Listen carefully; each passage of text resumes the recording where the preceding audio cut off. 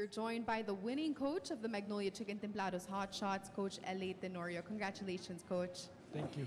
Now, Coach, this was your very first PBA game as a head coach, and to come out with a win in a Manila Clasico nonetheless, how does this moment feel for you personally? Feels, actually, first of all, no, I just like to thank the Lord, no, for giving me strength to go through this grabbing day, no.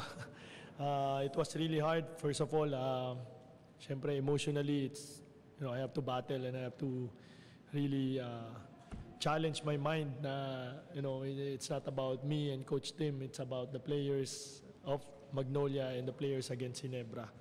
No, so, but you know, I just want to thank the players, also my coaching staff. No, I really want to give them credit on this game because they really guided me, the coaching staff. No, kasi alam nila na mahirap, diba? Especially in this kind of atmosphere, no, in today's 50th anniversary ng PBA. And for the players, they really, you know, they were really ready going to this game. No? I really appreciate their effort, their fight going to this game, their focus going to this game. I guess they really wanted to give this first win sa akin, no? So I really appreciate my players, and I hope that this will be the start of a good journey for not, again, it's not about me, it's for the players. No? It's for the Magnolia team. People are really looking at me as yung ako lang yung tinitingnan dito, but they have to see that on the bigger picture, it's really the team of Magnolia. I'm just here to guide them. In the end of the day, sabi ko nga sa mga players, it's them versus the 5 of Ginebra inside the floor. It's not me against Coach Tim because we can only do so much. We can just give instructions on the timeout. Diba? Pag maingay, hindi pa nga na kami naririnig. So, bottom line is the players talaga. So, it was, I feel great. I feel good about this win. But again, we did not achieve anything. It's just, again, katulad nga na sinabi ko rin sa mga players, we win this game, it's just one win in the standing.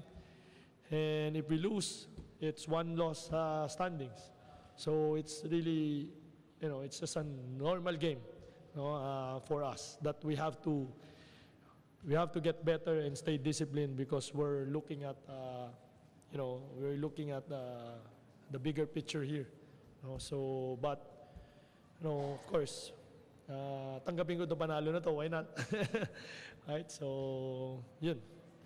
Coach, we all know the history you have with Ginebra and likewise the history Ginebra has with you, but what would you say was the edge that made the difference leading up to this matchup and ultimately in getting the win tonight? Well, I guess the system of Ginebra is pretty much the same when I was there, so with under Coach Tim. So I think going into this game, I don't think we have an advantage. I say I mean, in the end of the day, it's Coach Tim pa rin eh.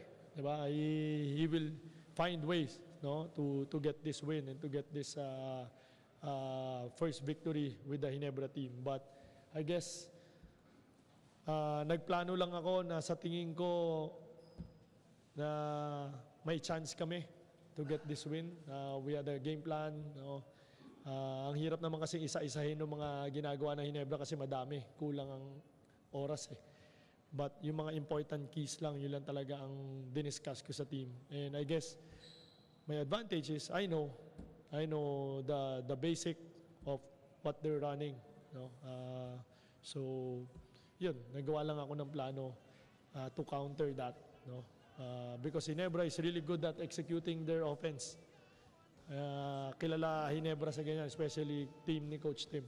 No? And we were ready also sa defense na ibibigay nila sa amin. So, we practice our offense also to execute our offense because Ginebra is a defensive team also. So,